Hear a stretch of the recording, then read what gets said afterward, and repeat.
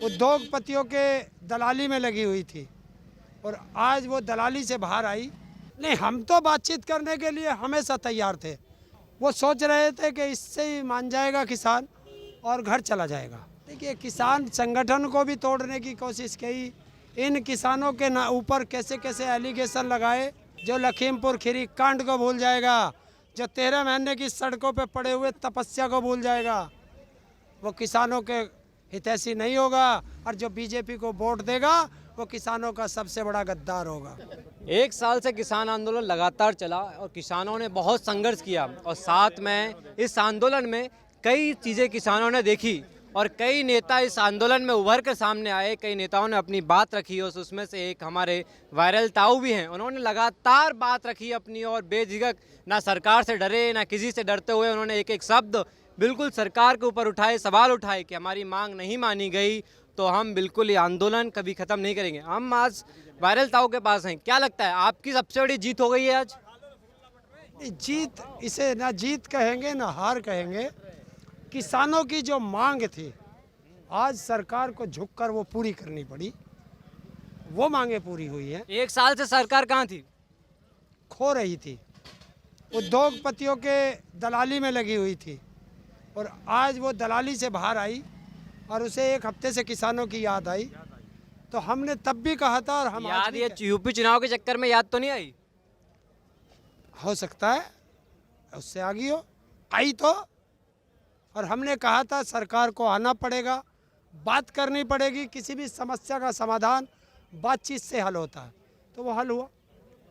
तो आप क्या देखते हैं किसानों की सबसे बड़ी जीत हुई है? 1 साल की किसानों की जो संघर्ष रहा है, उन्होंने देखा है 1 साल से बारिश में बैठे हैं, सर्दी में बैठे हैं, गर्मी में बैठे हैं, लगातार वो अपनी मांगों को लेकर डटे रहे। शांतिपूर्ण तरीके से उन्होंने आंदोलन किया है और उनकी जीत हुई है। लेकिन बीजेपी सरकार हमेशा ये कहती आई है कि हमने किसानों के लिए बहुत अच्छा किया है, किसानों के कई योजना लेके आई है। लेकिन कहाँ कमी रह गई 1 साल के बीच उनके बीच बातचीत करने में या आपके बातचीत करने में?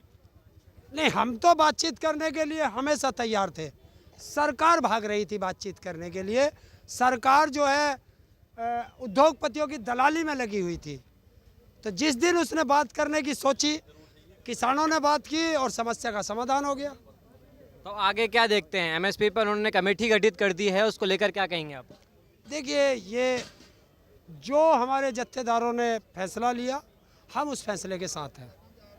तो 700 किसान जो इसमें शहीद हुए हैं उसको लेकर भी उन्होंने मुआवजे की बात कही। लेकिन ये पहले बात क्यों नहीं बनी? एमएसपी की जब कानून वापस लिए गए, प्रधानमंत्री मोदी ने देश को संबोधित करते हुए कहा कि हम वापस कानून ले रहे हैं, उसी समय एक फैसला क्यों नहीं लिया गया? क्या देखते हैं उसको लेकर आप? वो सोच रहे थे कि इससे ही मान जाएगा किसान और घर चला जाएगा। उसको ये नहीं पता कि ये किसान है और ये किसान ऐसे ना किसी के सामने झुका है ना झुकेगा, ना किसान के ट्रैक्टर में बैकगेयर है। ये अपने अधिकार पूरे लेकर के ही जाएगा और उन्होंने ले लिए। किसान संगठन को कई बार तोड़ने की भी कोशिश की है सरकार ने। देखिए, किसान संगठन को भी तोड़ने की कोशिश की। इन किसानों के ऊपर कैसे कैसे एलिगेशन लगाए, ये सब किसान उसे झेलता रहा। पूरे देश के किसानों का और किसानों का साथ देने वालों का दिल से धन्यवाद है, क्योंकि उन्होंने इस आंदोलन को शांतिपूर्वक चलाया और उस शांतिपूर्वक आंदोलन में सबने साथ दिया।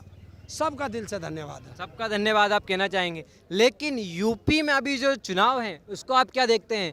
जयंत चौधरी ने अखिलेश यादव के साथ गठबंधन कर लिया है और वो किसानों की बात रख रहे हैं। तो बीजेपी सरकार को ये समाजवादी पार्टी का जो गठबंधन है वो टक्कर दे सकता है? किसान किसके साथ जाएगा?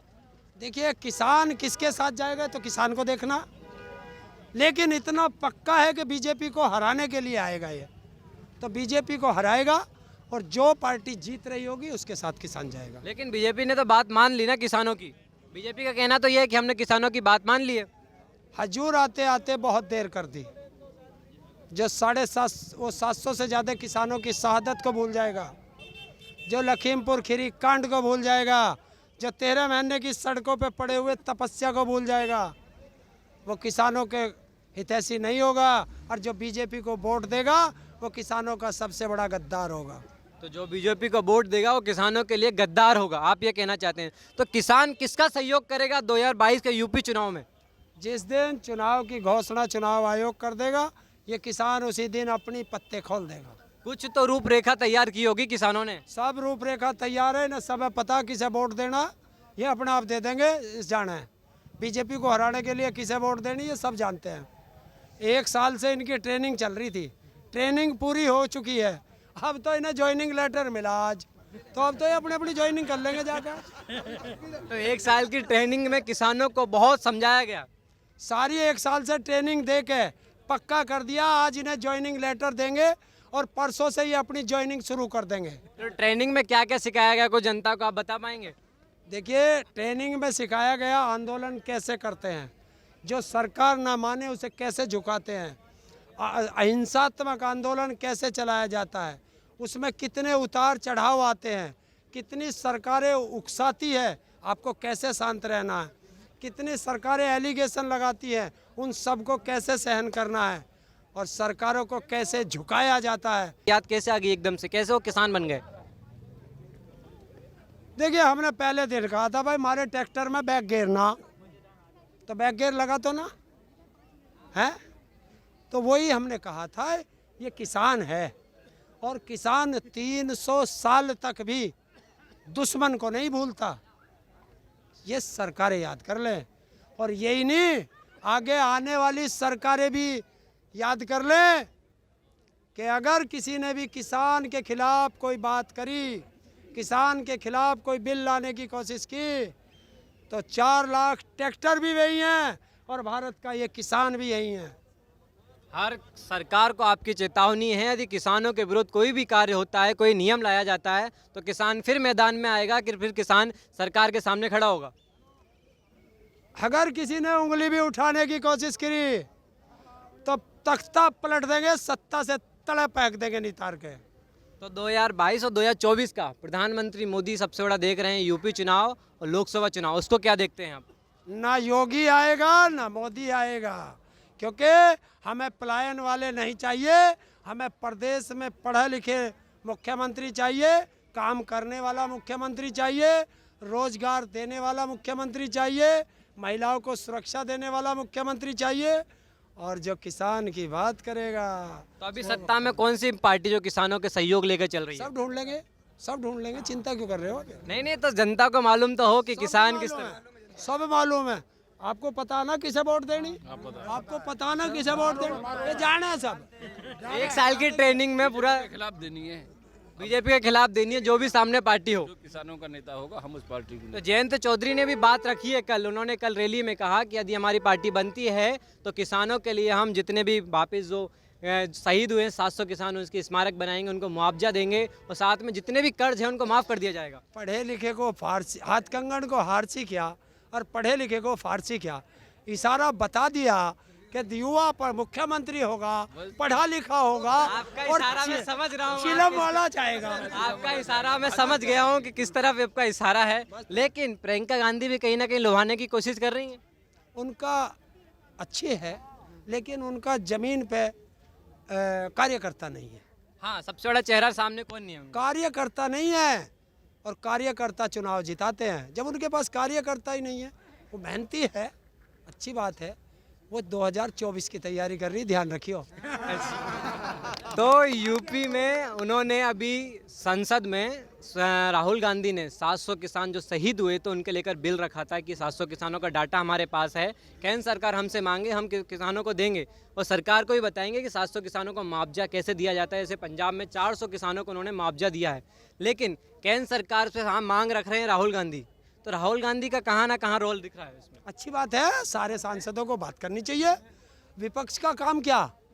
सत्ता के गलत निर्णय का जवाब देना, अपने किसानों, अपने देशवासियों की बात उठाना, और जो सत्ता गलत नीति लाती है उनका विरोध करना, यही तो विपक्ष का काम है। तो विपक्ष का काम उन्हें निभाना चाहिए सबको, अच्छी बात है। तो 2024 की तैयारी कर रहे हैं, आपने कहा प्रियंका गांधी, तो प्रियंका गांधी 2024 की जो तैयारी कर रहे हैं उसमें कोई चेहरा तो सब बड़ा सामने होगा, कोई चेहरा बड़ा सामने होगा? देखेंगे यार, 2024 अभी दूर है, पहले 22 देख ले, पहले यूपी पास में है, फिर 22 देखेंगे, 24 देखेंगे। पहले दूसरी डोज लगा ले, पहले दूसरी डोज लगती है, तीसरी बाद में लगती है, तीसरी पहले लगा दी तो दूसरी का खत्म हो जाएगा असर। तो दूसरी डोज यूपी चुनाव में देंगे आप? देंगे। तो घर वापसी को लेकर आप क्या कहना चाहेंगे? अब तो नेता का आदेश आ गया भाई, उस पर ट्विटर पे भी आ गया है। अब तो 11 तारीख से वापस जाना है। अपने हमारी मांगे मान ली गई हैं। आप इस आंदोलन में हमेशा चेहरा बने रहे हैं, हर मीडिया कर्मी, हर यूट्यूब हम आपको कवर करते रहे हैं, आप बात रखते रहे, लेकिन अब आंदोलन समाप्ति की ओर है, घर जाने का, तो आप क्या कहना चाहेंगे सभी जनता को? पूरे देश से प्यार मिला और देश के लोग जो विदेश में उनका भी प्यार मिला, सहयोग मिला, सबका दिल से धन्यवाद। और एक मीडिया ने कहीं ना कहीं भूमिका निभाई है। सोशल मीडिया ने पूरी में भूमिका निभाई और सोशल मीडिया ने इस आंदोलन की बात जन जन तक पहुंचाई, तो उस सोशल मीडिया का भी दिल से धन्यवाद। और मैं कल फेसबुक लाइव आकर के एक डेट निश्चित करूंगा, जो मैंने मन्नत मांगी थी कि आंदोलन संपूर्ण होने के बाद मैं बाई रोड अमृतसर गुरुद्वारा मत्था टेकने जाऊंगा, तो मैं कल फेसबुक लाइव आके और डेट निश्चित कर देता हूं। फिर मैं बाई रोड वहां जाऊंगा और वाहेगुरु से अरदास करूंगा कि हमें इतनी शक्ति ज़रूर देते रहना कि ये सरकारें जब जब हमारे खिलाफ कोई षड्यंत्र रचे तो पूरे देश का किसान इकट्ठा हो करके इनको मुंह तोड़ जवाब दे सके। उसके लिए बहुत बहुत धन्यवाद हमसे जुड़ने के लिए। हमेशा अपनी मांगों को लेकर ये आंदोलन, हमने एक सबसे बड़ा भारत का इतिहास का सबसे बड़ा आंदोलन देख सकते हैं। एक साल में लगातार उन्होंने आंदोलन किया और अपनी बात रखी शांतिपूर्ण तरीके से, लेकिन अब ये देखना है कि घर वापसी के बाद किसानों की जो एमएसपी पे मीटिंग गठित की गई है, समिति बनाई गई है, उस पर क्या फैसला आता है। कैमरामैन अमित के साथ राघव शर्मा की रिपोर्ट।